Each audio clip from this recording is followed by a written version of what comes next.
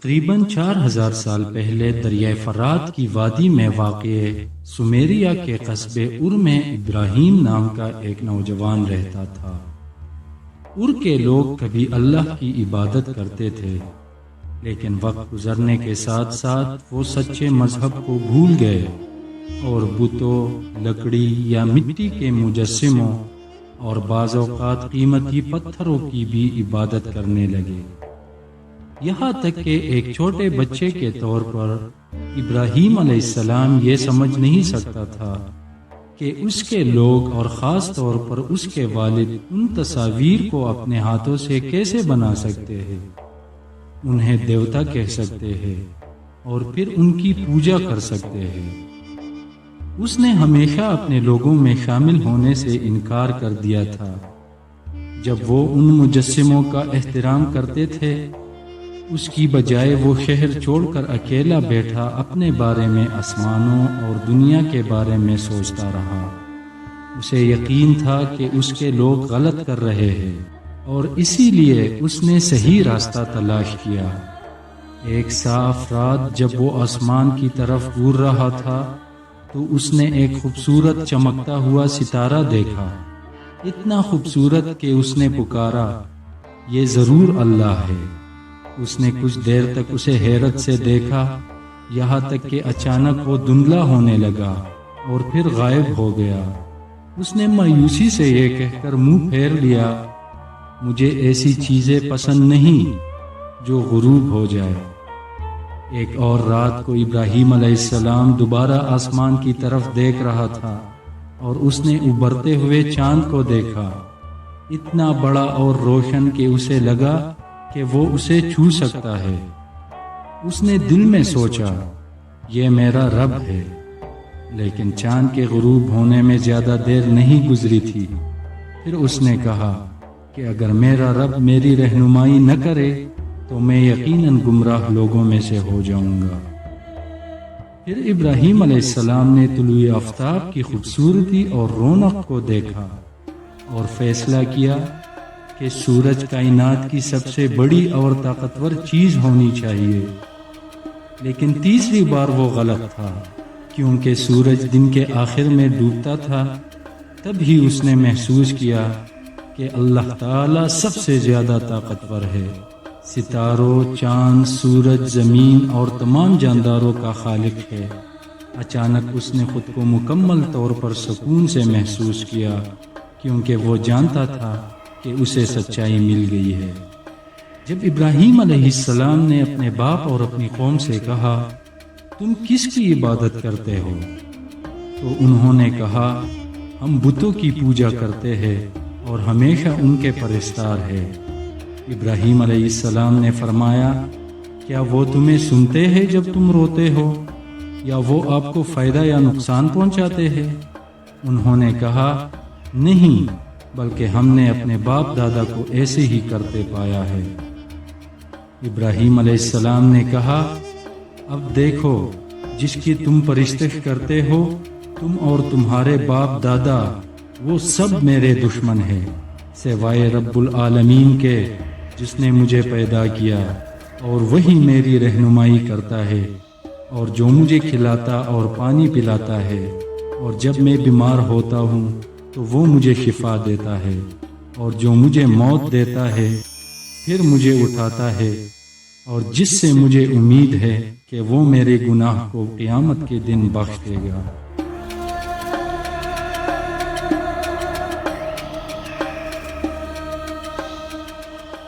ایک دن جب تمام بستی والے باہر تھے، ابراہیم علیہ السلام نے غصے سے اپنے دائیں ہاتھ سے تمام بتوں کو توڑ دیا، سوائے ایک بت کے جو بہت بڑا تھا۔ جب لوگ واپس آئے تو وہ غصے میں آ گئے۔ لوگوں کو وہ باتیں یاد تھی جو ابراہیم علیہ السلام نے بتوں کے بارے میں کہی تھی۔ لوگوں نے ابراہیم علیہ السلام کو سب کے سامنے لایا اور پوچھا، کیا تم نے ہی ہمارے معبودوں کے ساتھ ایسا کیا ابراہیم؟ ابراہیم علیہ السلام نے جواب دیا، لیکن یہ ان کے سردار نے کیا، ان سے پوچھو اگر وہ بول سکتے ہیں۔ لوگوں نے کہا، تمہیں معلوم ہے کہ وہ بولتے نہیں ہیں۔ یہ سن کر ابراہیم علیہ السلام نے فرمایا، کیا تم ان چیزوں کی عبادت کرتے ہو جسے تم نے خود تراش لیا تھا جب اللہ نے تمہیں پیدا کیا تھا اور جو تم بناتے ہو؟ ابراہیم علیہ السلام نے بات جاری رکھی اور فرمایا، کیا تم اللہ کو چھوڑ کر ایسی چیزوں کی عبادت کرتے ہو جو نہ تمہیں کچھ فائدہ دے سکتی ہے اور نہ نقصان؟ آخر کار ابراہیم علیہ السلام نے انہیں خبردار کیا کہ اللہ کی بندگی کرو اور اس سے ڈرتے رہو، یہ تمہارے لیے بہتر ہے۔ اگر تم جانتے ہو تو اللہ کو چھوڑ کر صرف بتوں کی عبادت کرتے ہو اور تم صرف جھوٹ گڑھتے ہو۔ ابراہیم علیہ السلام نے فرمایا، جن کے تم اللہ کو چھوڑ کر عبادت کرتے ہو وہ تمہارے لیے رزق نہیں رکھتے، بس اللہ سے رزق تلاش کرو اور اسی کی بندگی کرو اور اس کا شکر ادا کرو، کیونکہ تم اسی کی طرف لوٹائے جاؤ گے۔ ابراہیم علیہ السلام کی یہ باتیں سن کر ار کے لوگوں نے ابراہیم علیہ السلام کو بدترین سزا دینے کا فیصلہ کیا جو انہیں مل سکتی تھی، اور انہوں نے فیصلہ کیا کہ ابراہیم علیہ السلام کو جلا دیا جائے گا۔ چنانچہ ار کے لوگوں نے ایک دن مختص کیا جس دن تمام لوگ شہر کے بیچوں بیچ جمع ہوئے، حتیٰ کہ ار کا بادشاہ بھی وہاں موجود تھا۔ اس کے بعد ابراہیم علیہ السلام کو لکڑی سے بھری ایک خاص عمارت کے اندر رکھا گیا، لکڑیاں روشن کیے۔ کچھ ہی دیر میں آگ اتنی زوردار ہو گئی کہ لوگوں کو شعلوں نے پیچھے دھکیل دیا، لیکن اللہ تعالیٰ نے فرمایا، اے آگ ابراہیم کے لیے ٹھنڈک اور سلامتی بن جا۔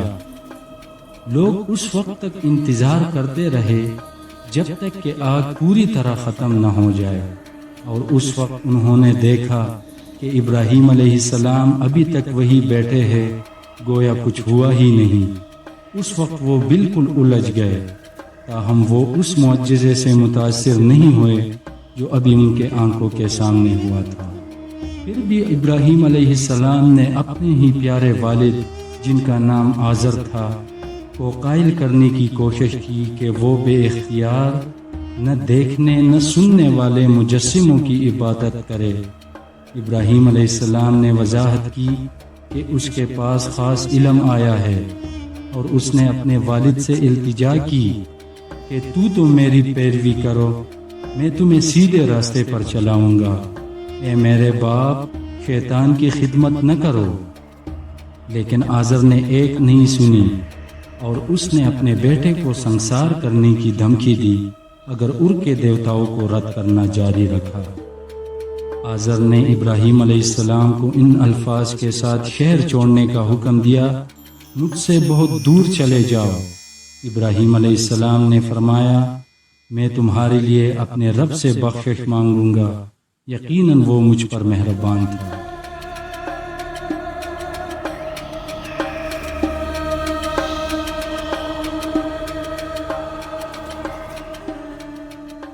یہ سب کچھ سننے کے بعد آپ لوگ ذرا تصور کریں کہ ابراہیم علیہ السلام کے لیے اپنا گھر، اپنے خاندان اور جو کچھ وہ جانتا تھا اسے چھوڑ کر بیاباں کے پار انجان میں چلا جانا کتنا خوفناک رہا ہوگا۔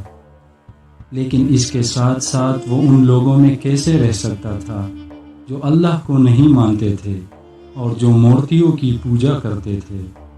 ابراہیم علیہ السلام کو ہمیشہ یہ احساس رہتا تھا کہ اللہ ان کی پرواہ کرتا ہے، اور سفر کے دوران اس نے اللہ کو اپنے قریب محسوس کیا۔ آخر کار ایک طویل سفر کے بعد وہ بحیرہ روم کے کنارے ایک مقام پر پہنچا جو مصر سے زیادہ دور نہیں تھا۔ وہاں اس نے سارا نام کی ایک شریف عورت سے شادی کی اور سرزمین فلسطین میں سکونت اختیار کی۔ کئی سال گزر گئے، لیکن ابراہیم علیہ السلام اور ان کی بیوی کو اولاد نہ ہوئی۔ اس امید پہ کہ بچہ ہوگا، اور روایت کے مطابق سارہ نے تجویز پیش کی کہ ابراہیم کو اپنی مصری نوکرانی ہاجرہ سے شادی کرنی چاہیے۔ اس واقعے کے فوراً بعد ہاجرہ کے ہاں ایک چھوٹا لڑکا پیدا ہوا جس کا نام اسماعیل تھا۔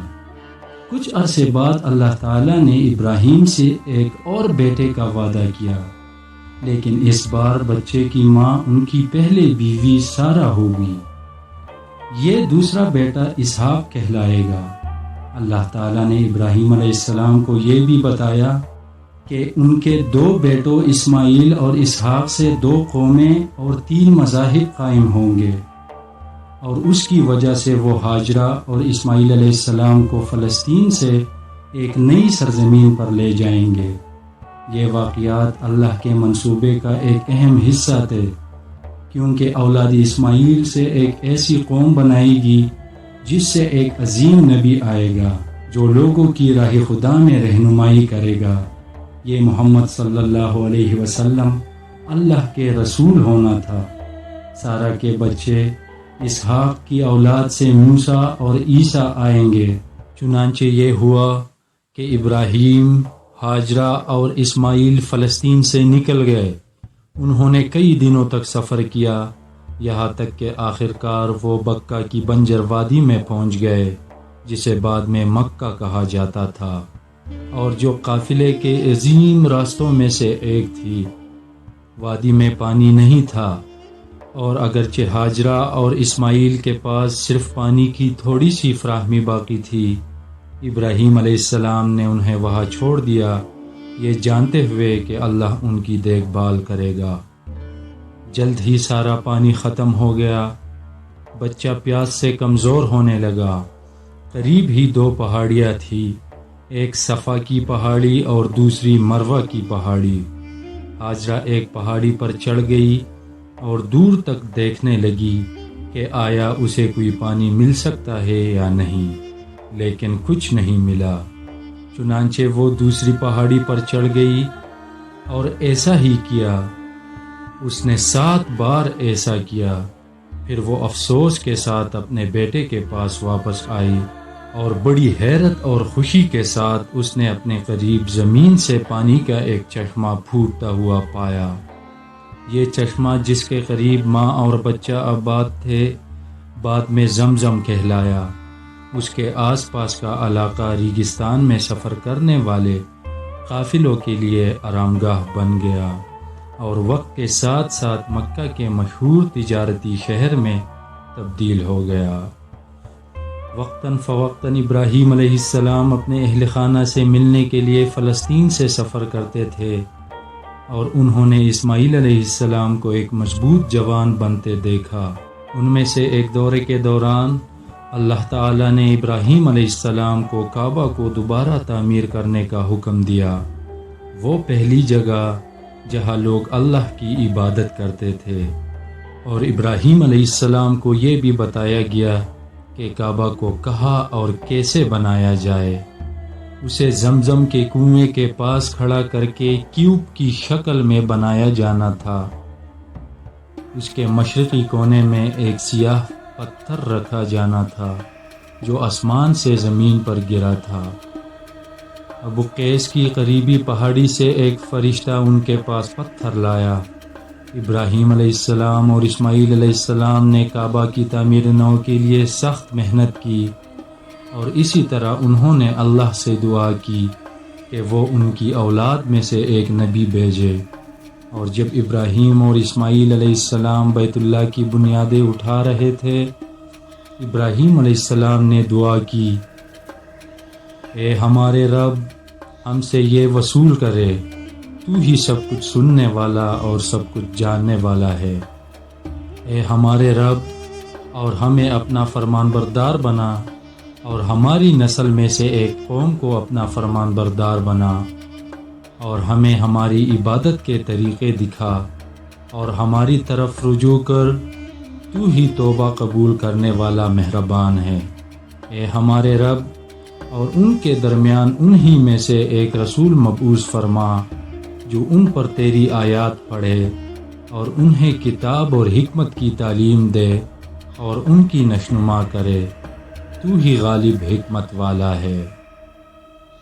جب خانہ کعبہ مکمل ہوا تو اللہ تعالیٰ نے ابراہیم علیہ السلام کو حکم دیا کہ وہ انسانوں کو اپنے مقدس گھر کی زیارت کے لیے بلائے۔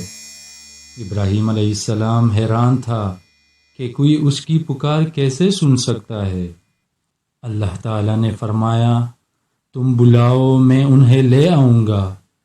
اس طرح مکہ میں خانہ کعبہ کی زیارت کا آغاز ہوا، اور آج جب مسلمان زیارت کرتے ہیں تو وہ ابراہیم علیہ السلام کی پرانی پکار کا جواب دیتے رہتے ہیں۔ یہ تھا ہمارا پہلا چیپٹر۔